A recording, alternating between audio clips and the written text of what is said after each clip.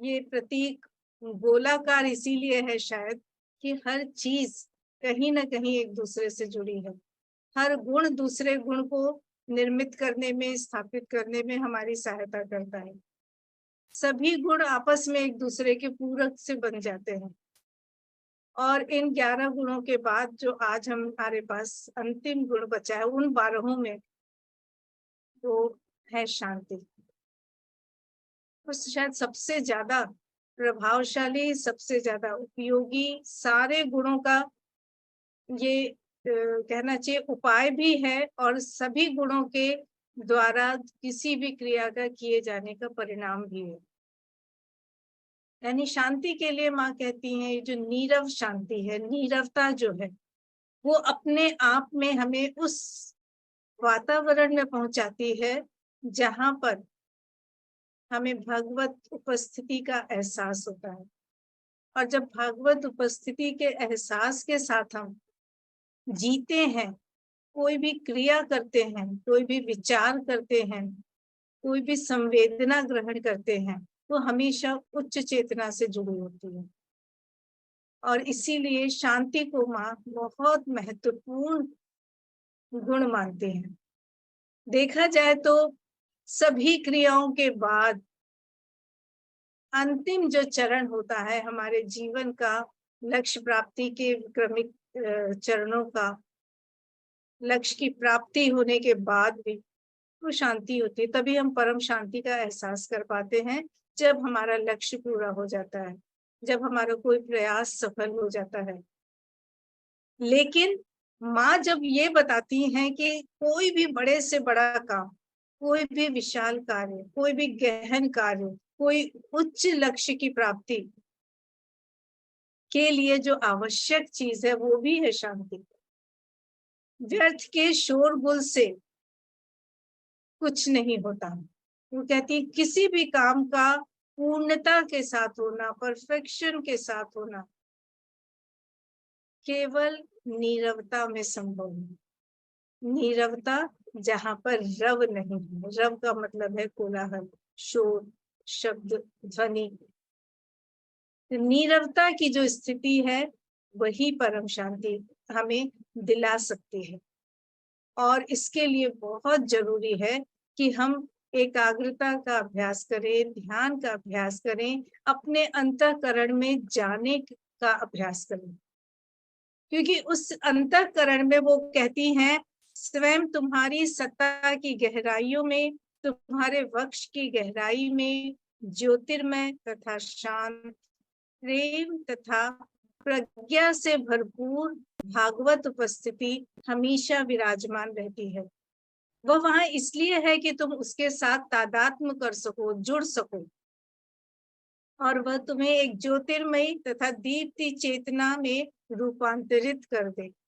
तो अंदर, अपने अंदर जाकर उस ज्योतिर्मय उपस्थिति को महसूस करना, उससे संपर्क स्थापित करना, उससे जुड़ जाने का अभ्यास करना, फलतः हमारी समस्त नकारात्मक प्रवृत्तियों को वो रूपांतरित कर देती है। तो ये रूपांतरण शब्द हर जगह ही है माँ और श्री अरविंद के योग पथ पे। इसको याद रखते हैं तो न केवल दिशा निर्देश होती है, हमें रास्ता दिखता है, बल्कि लक्ष्य का ध्यान रहता है। साथ ही रूपांतरण शब्द अपने आप में इतना प्रभावशाली मुझे लगता है कि जब भी हमारे अंदर कोई नकारात्मक चीज आ गई, अपनी किसी गलती का एहसास हुआ, कहीं कोई निराशा आती है, तो एक आशा की किरण आती है कि लेकिन संभव है इसका रूपांतरण। माँ कहती है संसार एक बड़े परिवर्तन की ओर बढ़ रहा है, क्या तुम मेरी सहायता करोगे? वो रूपांतरण की प्रक्रिया अगर हमारे पास वो शब्द रूप में भी उपस्थिति है तो हमें एक आशा मिल जाती है। और इसीलिए वो कहती है, इस ज्योतिर्मयी चेतना के साथ तादात्म्य स्थापित करते रहो। इतना ही नहीं कहती है माँ, बल्कि कहती है कि मैं और तुम दोनों मिलकर तुम्हारी सत्ता की सतह के समस्त बाहरी शोर को शांत करने की कोशिश करेंगे, ताकि निश्चल, नीरवता तथा शांति में तुम इस आंतरिक भव्यता के साथ एक हो सको। कितना बड़ा आश्वासन माँ देती हैं। मैं और तुम मिलकर, सुन के ही कैसा लगता है, पढ़ के बोल के ही कैसा लग रहा है। और तब वह दिवस तुम्हारे नूतन की तरफ अगर हम बढ़ना चाहें, नीरवता का हम नीरवता को हम उपलब्ध करना चाहें, तो उसमें माँ की सहायता तक हमको मिल सकती है। किसी ने कहा था, माँ मुझे अधिक शांत बनाओ। मुझे बार बार ये भी लगता है कि क्या किस्मत थी उन लोगों की जो माँ से ही कह देते थे कि हमें शांत बनाओ। वो कहती है, हर बार जब तुम्हें बेचैनी का अनुभव होता हो और तुम्हें बाहर आवाज किए बिना साथ ही मेरे बारे में सोचते हुए, अपने अंदर बोलते हुए दोहराना चाहिए, शांति शांति। हे मेरे हृदय, तुम इसे लगातार कहो और परिणाम से तुम्हें खुशी होगी। मेरा प्रेम और मेरा आशीर्वाद। यानी शांति को वो बुलाने को कहती हैं, क्योंकि इस शांति का अभाव या शांति का अशांति के रूप में हमारे पास आना, इसका वो कहती है एकमात्र कारण होता है हमारा अहम। जैसे ही हम अपने अहम के से परिचालित होने लगते हैं, यानी हम भगवत कृपा से अपने को थोड़ा काट सा लेते हैं, दूर हो जाते हैं, आत्म केंद्रित हो जाते हैं, निश्चित रूप से उस समय हमारे पास या तो विरोधी शक्तियां होती हैं जो दिव्यता के विपरीत दिशा में हमें ले जाएंगी, या तब तक उनके चंगुल में हम न भी फंसे हों, लेकिन दिव्य शक्तियों से हम थोड़ा छिटक गए हैं, दूर हो गए हैं, तो हमारे अंदर एक कमजोरी आती है, और ये कमजोरी हमें दुर्बलता के कारण बेचैनी का एहसास कराती है, और ये बेचैनी ही अशांति है। तो इस कारण हमें सबसे पहले हमेशा बाकी गुणों के साथ की तरह शांति प्राप्ति के लिए भी अपने अहम से बचने का प्रयास करना है। इस बात का ध्यान रखना है कि जो कुछ भी होता है वह हमें कोई ना कोई पाठ सिखाने के लिए होता है, कोई भी परिस्थिति क्यों ना हो। जब हम अहमग्रस्त होते हैं तो हम बेचैन होते हैं, हम दुखी होते हैं, हम निराश होते हैं, हम अवसाद तक से यानी डिप्रेशन से भी घिर जाते हैं। लेकिन ये सारी चीजें लक्षण हैं हमारे अहम के द्वारा अनुशासित होने के। हम अहमग्रस्त हैं उस समय, हम दिव्यता से, भगवत शक्ति से कटे हुए, कहीं ना कहीं दूर छिटक गए हैं। सिखाना क्या है, उसी समय एक बात को याद कर लेना है हमको कि भगवान हमारे साथ हैं। पुकार लेना है भगवत शक्ति को, भगवत कृपा को, प्रार्थना करनी है उनसे। और कई बार ऐसा होता है कि क्षण भर में चमत्कारिक रूप से वो चीजें बदलने लगती हैं, यानी परिस्थितियां आती हैं हमें ये याद दिलाने के लिए कि भगवान से छूट रहे हो क्या। हर दुखद स्थिति, हर बेचैनी की स्थिति, हर अशांतिपूर्ण स्थिति हमें स्मरण कराती है कि कहीं तुम उन्हें भूल तो नहीं रहे हो। याद आती है, मेरे पिताजी सुनाते थे एक कहानी। वो कहते थे कि जब ईश्वर ने सारी रचना शुरू की थी, प्राणी जगत पूरा हो गया था, प्राण कितने सारे जानवर, पशु पक्षी सब बन चुके थे, और भगवान अपने निर्माण में लगा हुआ था, सृजन में लगा हुआ था। अचानक उसने एक और कृति बनाई, और वो कृति थी हम मनुष्य। भगवान ने जो मनुष्य को बनाया तो इतना खुश हुआ, इतना खुश हुआ कि अरे वाह, मैंने क्या चीज बनाई है। फिर सोचा अब इतनी सुंदर रचना का मैं करूं क्या।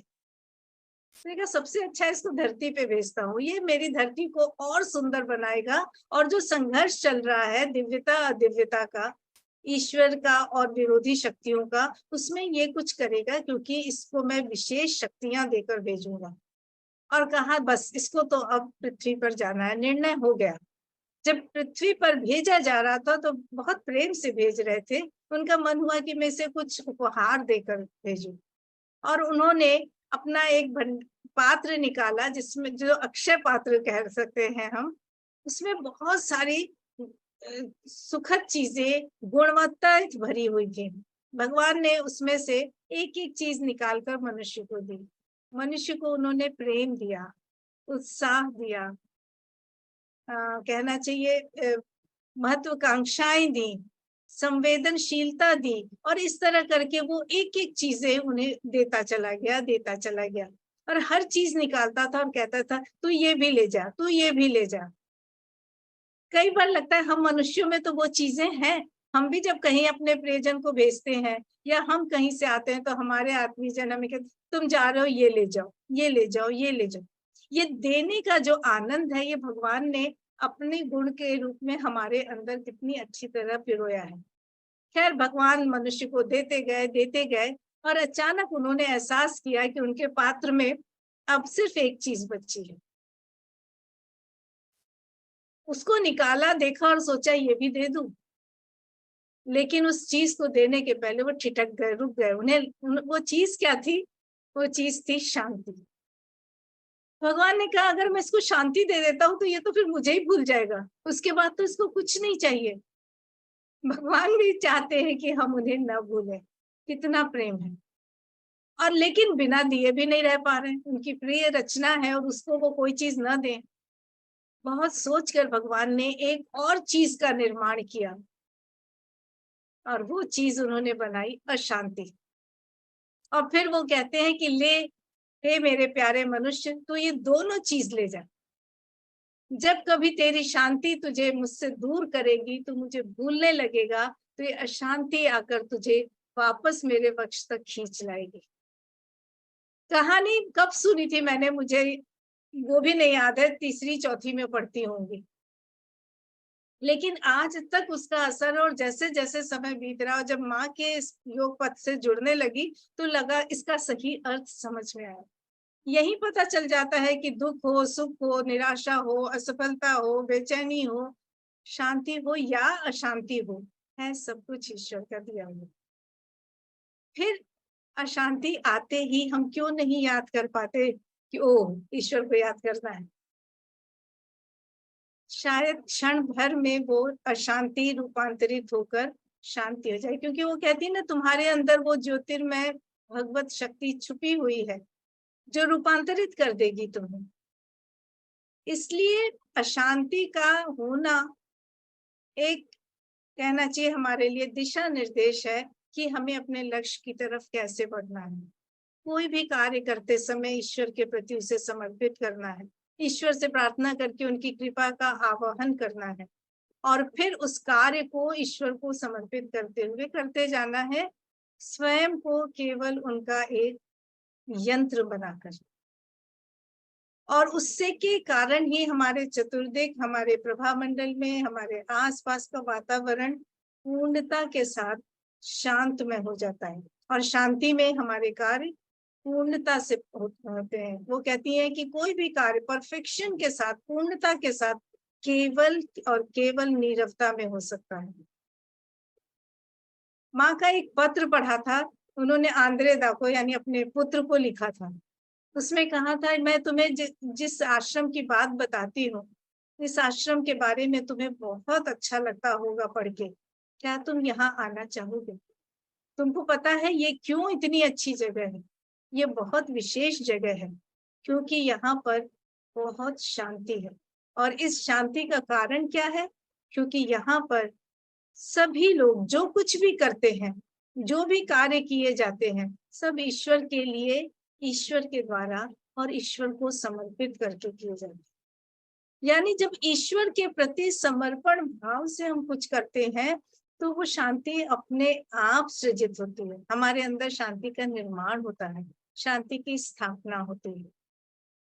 और उसके बाद कितना भी कुछ हो, क्योंकि शांति की उपस्थिति का मतलब ही है भागवत शक्ति का, भागवत कृपा की उपस्थिति का एहसास। और जहाँ भागवत कृपा है, भागवत उपस्थिति है, वहां विरोधी शक्तियों के लिए कहीं कोई स्थान नहीं, उनका प्रवेश ही एक तरह से वर्जित हो जाता है।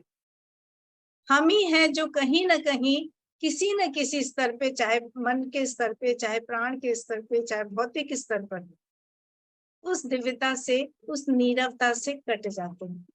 इसलिए वो हमें सावधान करती हैं कि शांति और नीरवता बहुत जरूरी है, लेकिन याद रखना है कि वह निष्क्रिय नहीं होनी चाहिए। नीरवता कठोर नहीं होनी चाहिए। किसी ने पूछा, मां नीरवता और ये शांति कठोर नहीं होने का क्या मतलब है? ये हमें नहीं समझ में आया। तो मां समझाती है, कई बार कुछ लोग ऐसा करते हैं कि वो दुखों को, कठिनाइयों को सहते सहते स्वयं को पत्थर सा बना लेते हैं।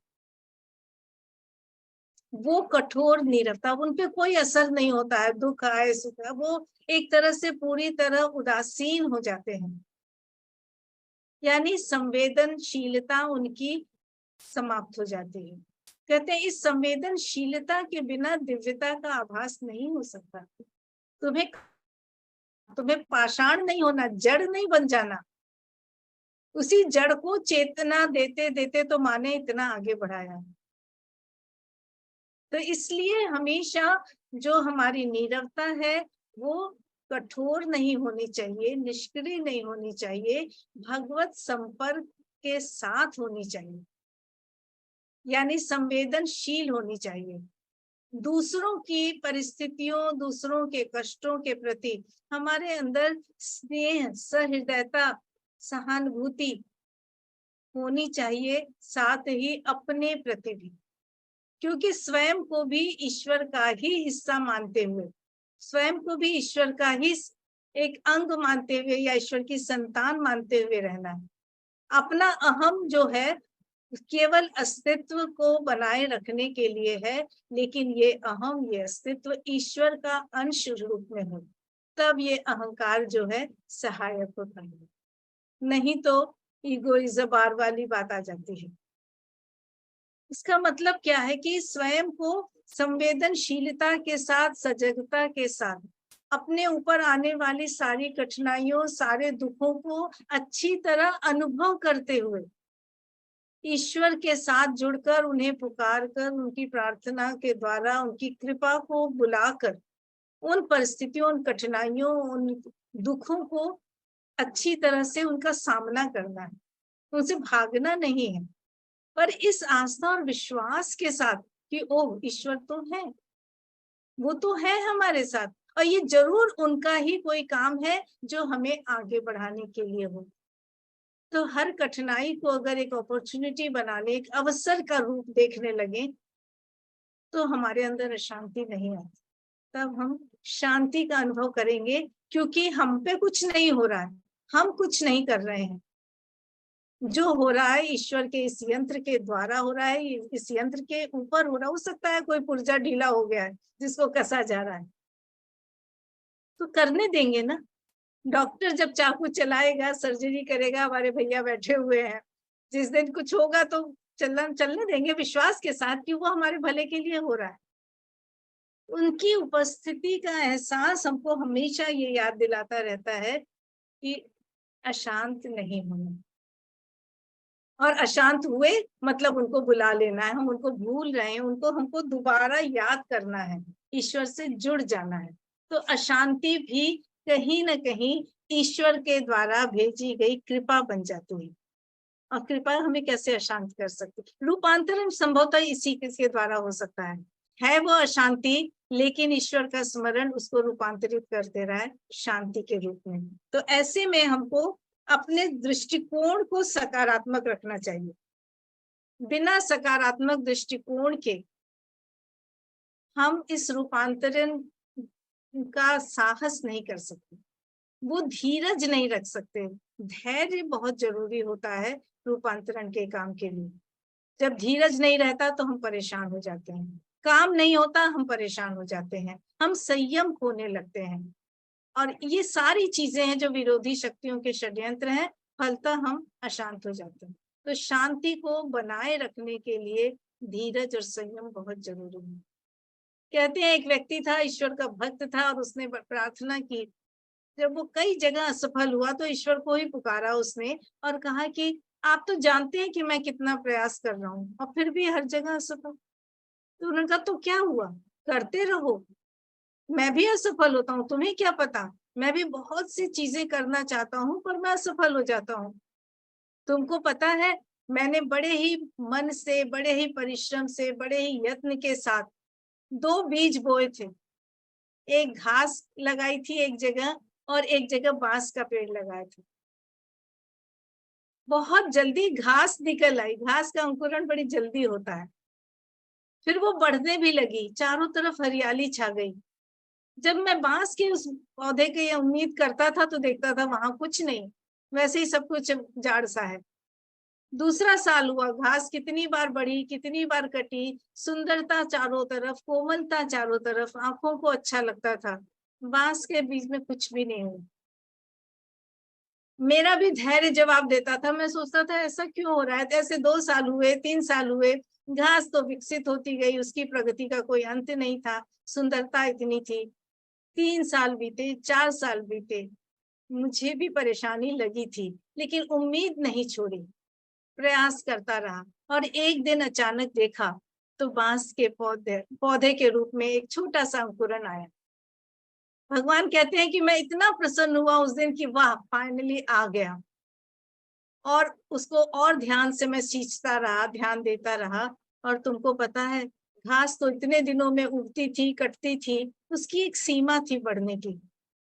लेकिन 1 साल के अंदर वो बांस जो था इतनी तेजी से इतनी ऊंचाई पे पहुंच गया। तो हमको इस बात का ध्यान रखना है कि जो बांस वाली ऊंचाई चाहिए, वो मजबूती चाहिए, उसके लिए समय चाहिए। इतने दिन तक उस लंबाई को, ऊंचाई को पाने के लिए वो नीचे, जमीन के नीचे अपनी जड़ को मजबूत कर रहा था।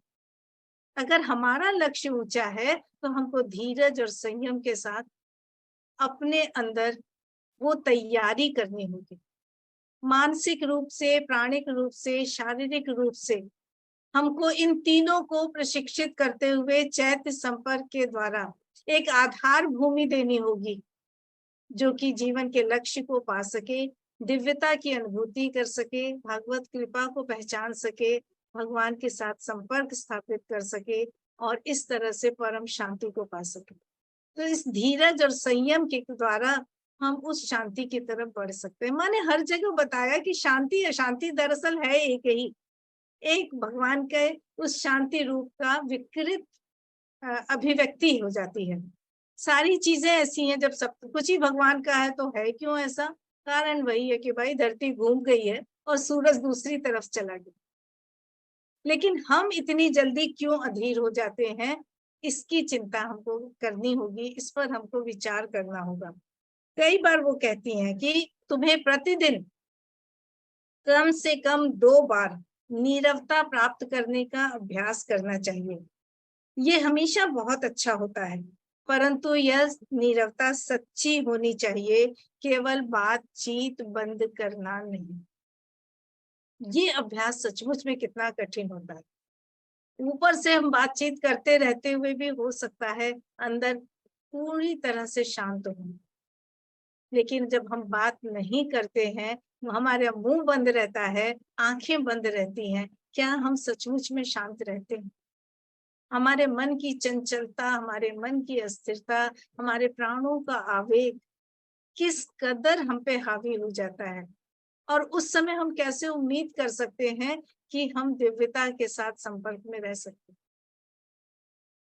उसी के अभ्यास के लिए ध्यान और एकाग्रता करनी ही पड़ेगी। और अगर हमने वो कर लिया तो ये शांति इतना प्रभावशाली गुण है, इसके अंदर इतनी ताकत है, इतनी शक्ति है कि बड़े से बड़ी स्थिरता और अस्थिरता और बीमारी, इनका इलाज वो कर ले। क्योंकि उस शांति में हम संपर्क कर पाते हैं भगवत कृपा के साथ, भगवत शक्ति के साथ। किसी साधक का मैंने पढ़ा था, उन्होंने माँ से कहा कि ऐसा है ना माँ, तो मैं तो अपनी कोई दवाई नहीं कराऊंगा, मुझे कोई इलाज नहीं कराना, केवल आपकी कृपा से ही मैं अपने को ठीक करूं, और मैं और कुछ नहीं जानना चाहता।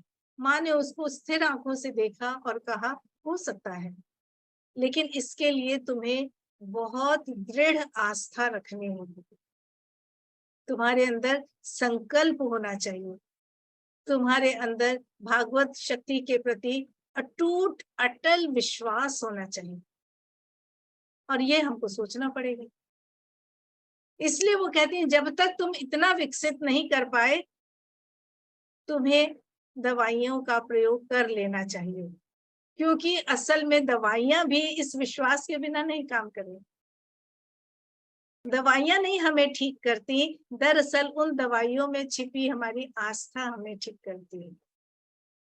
और ये हम लोग देख ही लेते हैं, चिकित्सा विज्ञान की जितनी शाखाएं हैं, होम्योपैथी है, आयुर्वेदिक है, एलोपैथी है, नेचुरोपैथी है, सबके अंदर अपने अपने स्तर पे काम होता है, लेकिन कुछ है जो केवल भौतिक सीमा तक रह जाती हैं, कुछ मनोवैज्ञानिक स्तर पे करती हैं, कुछ प्राकृतिक दिनचर्याओं के साथ या प्राकृतिक शक्तियों के साथ हमारे शारीरिक रूप को संतुलित कर देती हैं।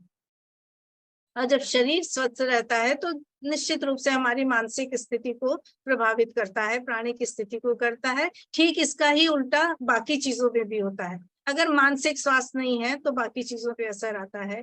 प्राणिक अधीरता है, असंयम है, अस्थिरता है, आवेग है, आवेश है, तो उसका असर भी हमारे ऊपर मानसिक और शारीरिक रूप में पड़ता है। तो कुल मिला के जब इंटीग्रल हेल्थ की बात आती है, इंटीग्रल योगा की बात आती है, इंटीग्रल एजुकेशन की बात आती है, श्री अरविंद ने ये इतना सुंदर शब्द हम लोग को दे दिया है जो एक फॉर्मूले की तरह हमारे सामने आ जाता है। तो शांति जो होगी वो मानसिक, प्राणिक और शारीरिक तीनों स्तर पे होनी चाहिए, और इन तीनों स्तर पे होने वाली शांति बिना चैत्य संपर्क के संभव नहीं। तो हमको उसका अभ्यास करना ही है कि हम कैसे अपने चैत्य से संपर्क करें, कैसे उससे जुड़े।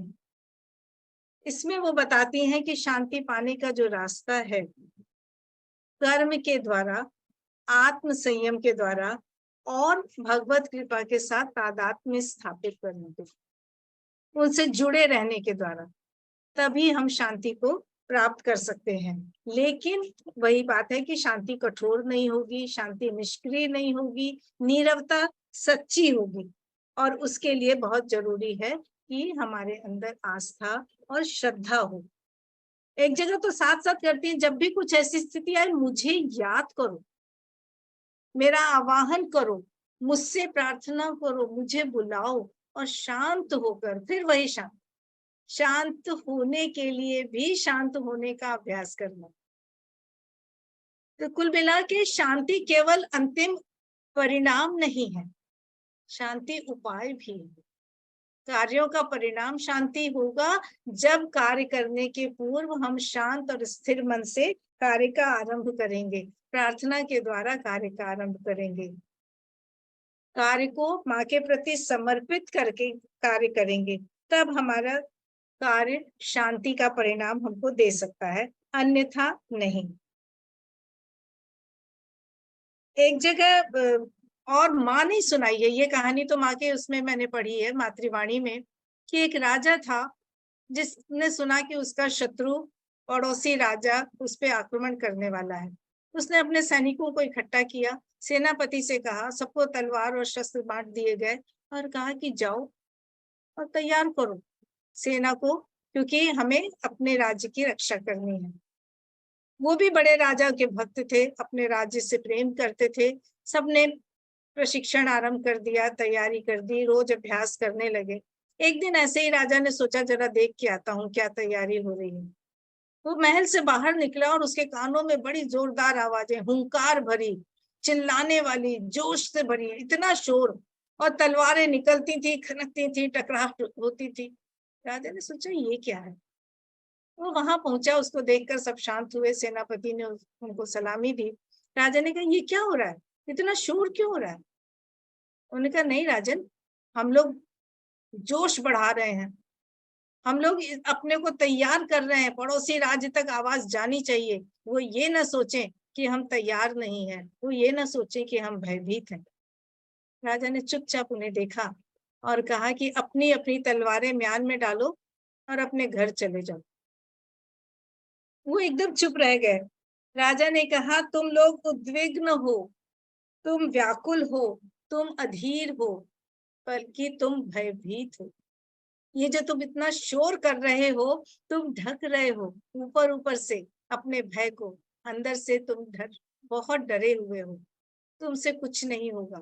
जाओ पहले अपने भय को दूर करो, अपने अंदर एक संकल्प को बढ़ाओ, दृढ़ संकल्प पैदा करो, आत्मविश्वास रखो और ये सोचो कि तुम न्याय के लिए युद्ध करने जा रहे हो।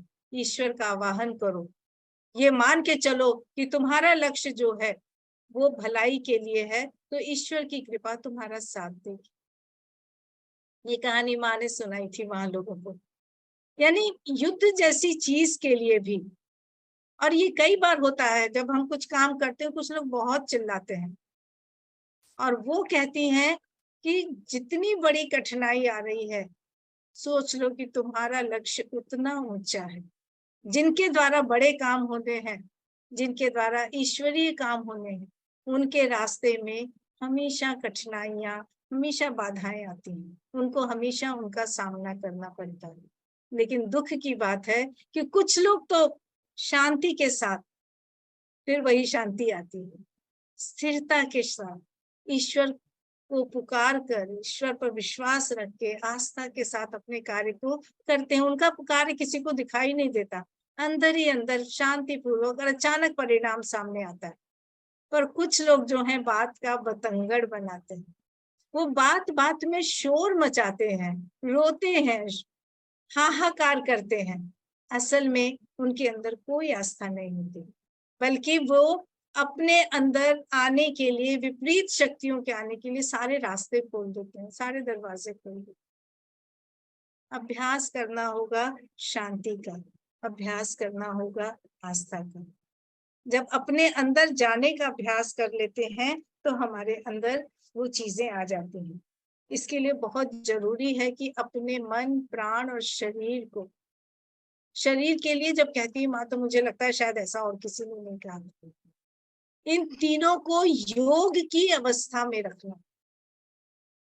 और शरीर को तो हम योगासन के द्वारा कितना संयमित कर सकते हैं हम सभी जानते हैं, लेकिन जहां इन तीनों का एकत्वीकरण है, यूनिफिकेशन है, इन तीनों में एकता है और सकारात्मक एकता, पॉजिटिव यूनिटी, जो चैत्य की तरफ है, जो चैत्य का शासन मान लेते हैं, तो इन तीनों के द्वारा कुछ भी हो सकता है, कुछ भी हो सकता है।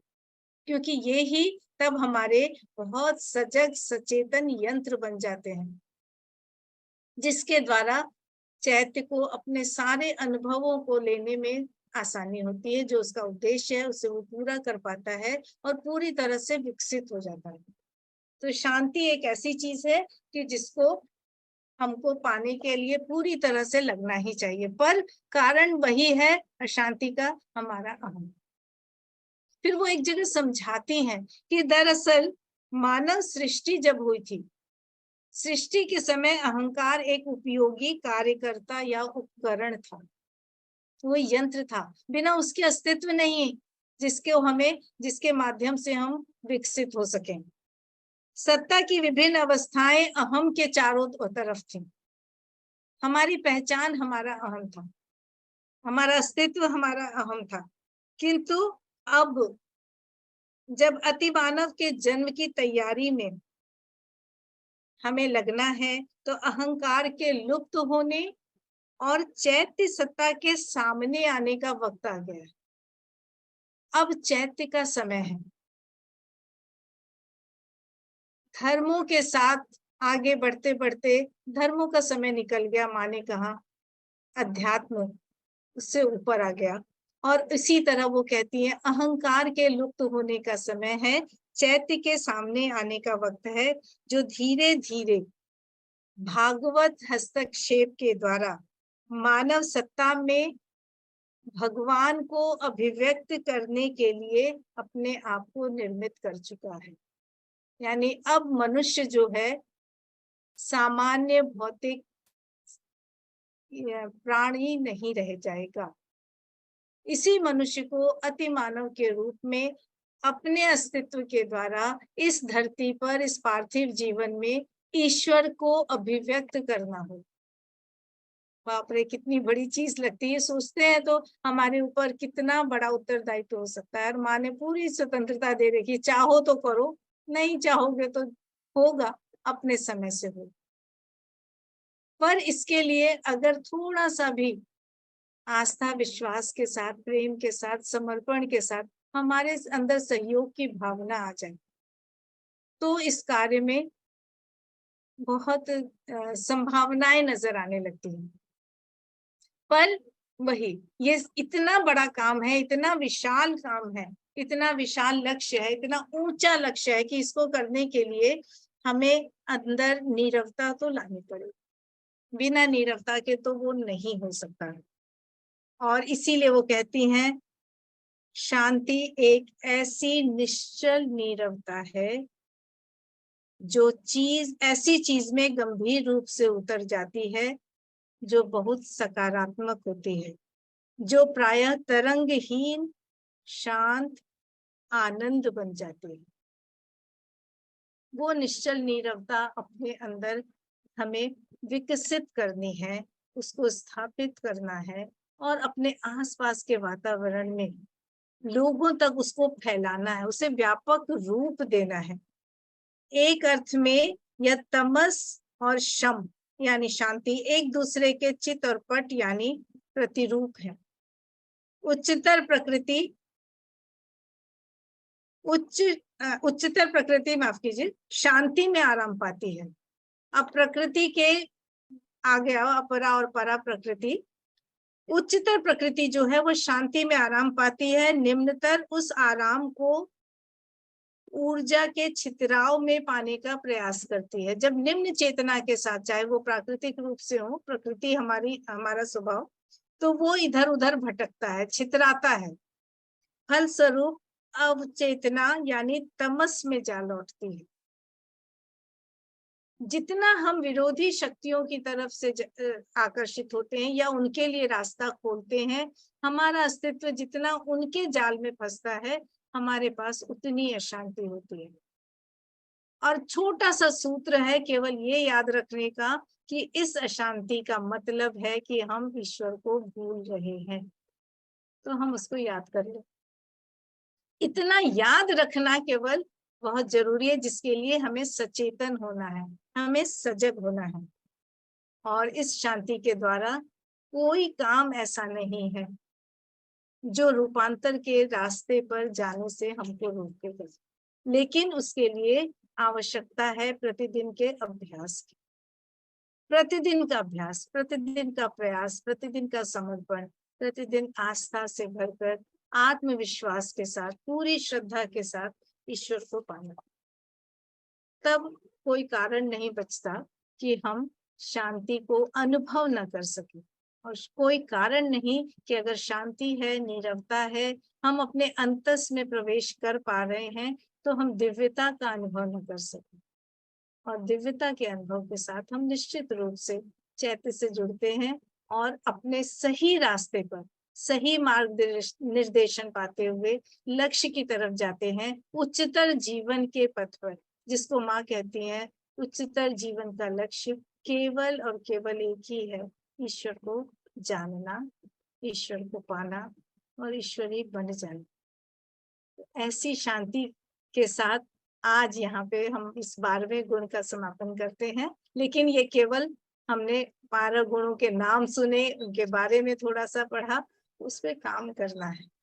12 गुण हमारे अंदर आ जाए तो शायद बहुत बड़ी चीज है, पर वो आते भी हैं, हिल भी जाते हैं, चले भी जाते हैं। उन्हें विकसित करना है, उन्हें मेंटेन किए रखना है, स्थापित करना है, अटलता के साथ अपने अंदर स्थापित कर लेना है।